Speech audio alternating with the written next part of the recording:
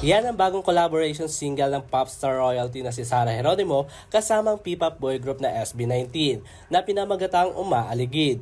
Ibinahagi nila yan ngayong araw sa kanilang social media account at sa lahat ng streaming platform, kung saan ito din ang kauna-unang single na inirelease sa ilalim ng Geronimo's record label o G Music. Mapapakinggan sa lyrics ng kanta na mismong kinonsepto ni Sarah G ang pagpapahiwatig ng isang damdaming paulit-ulit at lalong lumalalim, ngunit ang tanong kung ito ba ay totoo. Matatandaan namang inanunsyo ng mag-asawang Sarah Geronimo at Matteo Gudicelli na ang G Music ay inulunsad nila upang bigyan ng kalayaan ng mga artist na maipahiwatig ang kanilang musika sa pamamagitan ng pagiging malikhain. Samantala sa ngayon, ang kantang Umaaligid ay umabot na sa mahigit 132,000 views in just 4 hours. Mahigit naman sa 6,000 na ang comments dito. Para sa EuroTV Showbiz Balita, ako si Sam Marto, sumasaludo sa bawat Pilipino.